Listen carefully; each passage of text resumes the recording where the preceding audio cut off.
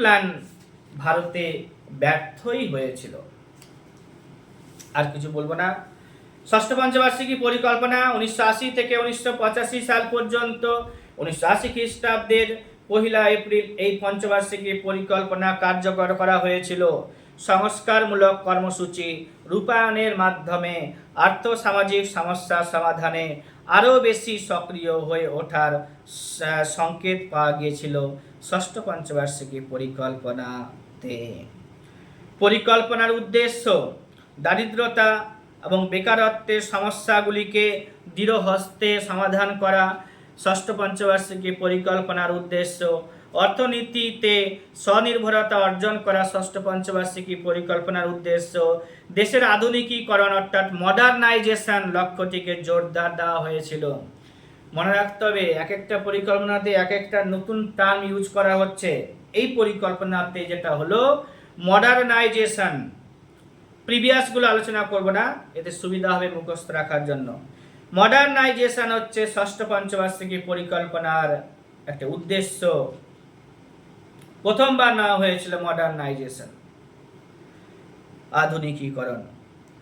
তৃণমূল স্তরে সবাইকে অর্থনৈতিক উন্নয়নের কাজে অংশগ্রহণে আহ্বান করে পরিকল্পনায় বিকেন্দ্রীকরণের দরজা আরও খুলে দেওয়া হয়েছিল। বিকেন্দ্রীকরণ করার দরজা খুলে দেওয়া হয়েছিল। ডিসেন্ট্রালাইজেশন শুরু হয়েছিল ষষ্ঠ পঞ্চবার্ষিকী পরিকল্পনার সময়কাল থেকে আরও বেশি করে। এখানে জিডিপির গ্রোথ টার্গেট ফিক্স করা হয়েছিল 5.2, অ্যাচিভমেন্ট হয়েছিল 5.66। এই যোজনাকালে নতুনভাবে দারিদ্রতা দূরীকরণের জন্য 20 দফা কর্মসূচি পুনরাবৃত্ত করা হয়। সুসংহত গ্রামীণ উন্নয়ন প্রকল্প চালু করা হয়েছিল। ইন্টিগ্রেটেড রুরাল ডেভেলপমেন্ট প্রোগ্রাম চালু করা হয়েছিল অর্থাৎ IRDP 1977-78 খ্রিস্টাব্দে চালু করা হয়।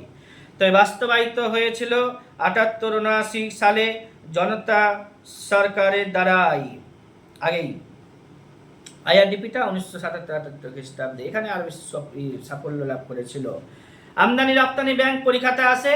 এক্সপোর্ট ইম্পোর্ট ব্যাংক 1982 খ্রিস্টাব্দে চালু করা হয়েছিল, প্রতিষ্ঠিত হয়েছিল। আর যার মূল উদ্দেশ্য ছিল দেশের আমদানি ও রপ্তানি বাণিজ্যের উন্নয়নের উদ্দেশ্যে আর্থিক সুবিধা প্রদান করা। নাবার্ড ব্যাংকও চালু হয়েছিল এই যোজনাকালে 82 খ্রিস্টাব্দে 12 তারিখে জুলাই মাসে শিবরামন কমিটির সুপারিশে। এই নাবার্ড ব্যাংক হচ্ছে রিজার্ভ ব্যাংক থেকেই একটি ছোট্ট শাখা, আর হেডকোয়ার্টার হচ্ছে মুম্বাইতে।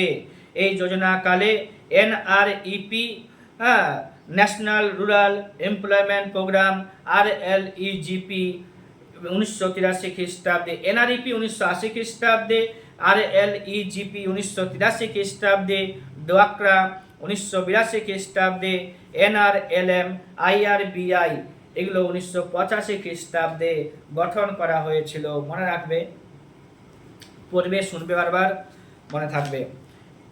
কম সময়ের মধ্যে সমস্ত পরিকল্পনাগুলোকে তুলে দেওয়া হচ্ছে, যার কারণে বিশেষ ডিটেলসে এখানে আসতে পারছি না। পরবর্তীতে আবার বড় ক্লাসে এটা দেওয়া হবে। সপ্তম পঞ্চবার্ষিকী পরিকল্পনায় এটা টাইম পিরিয়ড বলে দিতে হবে আগে। 85 থেকে 90 সাল পর্যন্ত এই পঞ্চবার্ষিকী পরিকল্পনার জিনগত পরিবর্তন ঘটানো হয়। জিনগত পরিবর্তন সপ্তম পঞ্চবার্ষিকী পরিকল্পনা।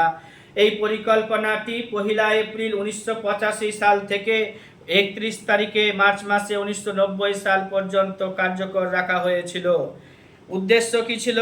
দেশের অর্থনৈতিক উন্নয়ন করা। সমস্ত পরিকল্পনাতেই এটা থাকে। এবার হচ্ছে আধুনিকীকরণ, মডার্নাইজেশন, যেটা ষষ্ঠ পঞ্চবার্ষিকী পরিকল্পনার সময় শব্দটা তোলা হয়েছিল, এখানে আরও বেশি ভালো করে করতে চেয়েছিল।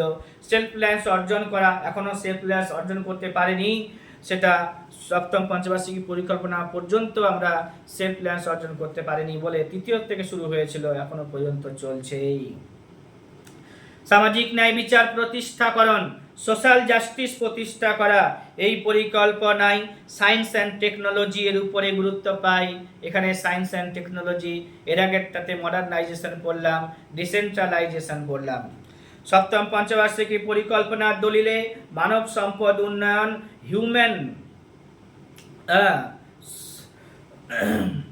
রিসোর্স বা হিউম্যান রিসোর্সের উন্নয়নকে খুব বেশি জোর দেওয়া হয়েছিল। প্রথমবার এটা গুরুত্ব পায়।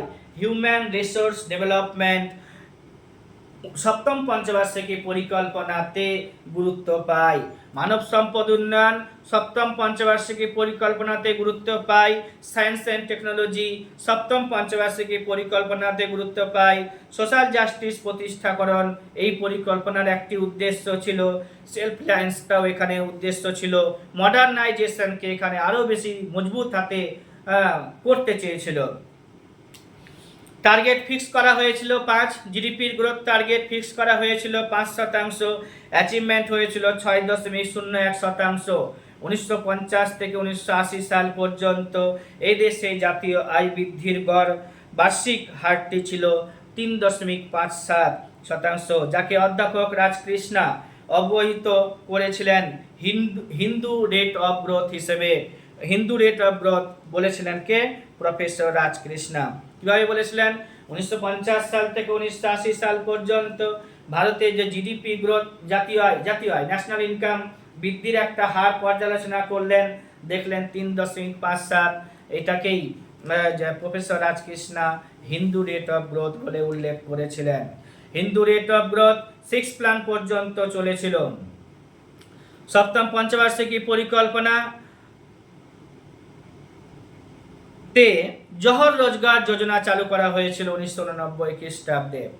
জহর রোজগার যোজনা 1989 খ্রিস্টাব্দে এপ্রিল মাসে গ্রামীণ কর্মসংস্থান কর্মসূচি, গ্রামীণ ভূমিহীন কর্মসংস্থান কর্মসূচি দুটিকে একত্রিত করে নতুন কর্মসংস্থান কর্মসূচি গ্রহণ করে। সেটি জহর রোজগার যোজনা নামে পরিচিত। নেহেরু রোজগার যোজনা 1989 সালে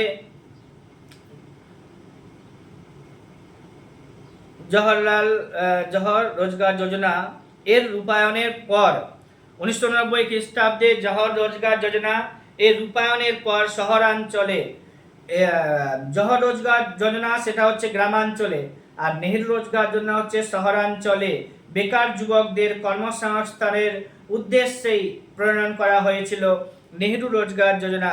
মজুরি ভিত্তিক কর্মসংস্থানের পাশাপাশি স্বনির্ভর প্রকল্পও গৃহীত হয়েছিল নেহেরু রোজগার যোজনাতে। অপারেশন ব্ল্যাকবোর্ড সিস্টেম নিয়ে আসা হলো। প্রাথমিক শিক্ষা ব্যবস্থার উন্নতি বিধানে এই কর্মসূচিটি গৃহীত হয়েছিল 1987-88 খ্রিস্টাব্দে। এই কর্মসূচিটি 2002-03 সালে সর্বশিক্ষা অভিযান নামক কর্মসূচির সঙ্গে মিশে গিয়েছে। অপারেশন ব্ল্যাকবোর্ড 2002-03 সালে সর্বশিক্ষা অভিযান 2000 সালে 25শে ডিসেম্বর চালু করা হয়েছিল, এটার সাথে মিশে গিয়েছে। এবং প্রাথমিক শিক্ষা ব্যবস্থার উন্নয়নের জন্য প্রয়োজনীয় সুবিধা প্রদান করা হয় এই পরিকল্পনাটার এই কর্মসূচিটির উদ্দেশ্য ছিল। সর্বশিক্ষা অভিযান 2002 সালে নভেম্বর মাসে চালু করা হয়েছিল। সেবি 1988 সালে এপ্রিল মাসে গঠিত হয়। মূলধনী বাজার নিয়ন্ত্রণ এর মাধ্যমে বিনিয়োগকারীদের স্বার্থ অক্ষুণ্ণ রাখাই ছিল এইটির উদ্দেশ্য। সেবি এর পুরো আছে security and exchange board of India 1988 খ্রিস্টাব্দে গঠিত হয়েছিল। দুগ্ধ ও দুগ্ধ উৎপাদন শিল্পের উন্নয়নের জন্য প্রযুক্তিগত অভিযান technology mission on dairy development, এটি ভারত সরকার শুরু করেছিল 1988 খ্রিস্টাব্দে। এর উদ্দেশ্য ছিল দেশের দুগ্ধজাত উৎপাদনের উন্নয়নের গতিকে ত্বরান্বিত করা। এই কমিটির চেয়ারম্যান ছিলেন ডক্টর ভার্গিস কুরিয়ন। বললাম আরেকবার বলে দিচ্ছি, দুগ্ধ ও দুগ্ধজাত উৎপাদন শিল্পের উন্নয়নের জন্য প্রযুক্তিগত অভিযান চালু করা হয়েছিল এই সপ্তম পঞ্চবার্ষিকী পরিকল্পনার সময়কালে। Technology mission on dairy development এটি ভারত সরকার চালু করেছিল 1988 খ্রিস্টাব্দে। এর উদ্দেশ্য ছিল দেশের দুগ্ধজাত উৎপাদনের উন্নয়নের গতিকে ত্বরান্বিত করা। এই কমিটির চেয়ারম্যান যিনি ছিলেন তার নাম ডক্টর ভার্গিস কুরিয়ন। এবার টিপি 1985 খ্রিস্টাব্দে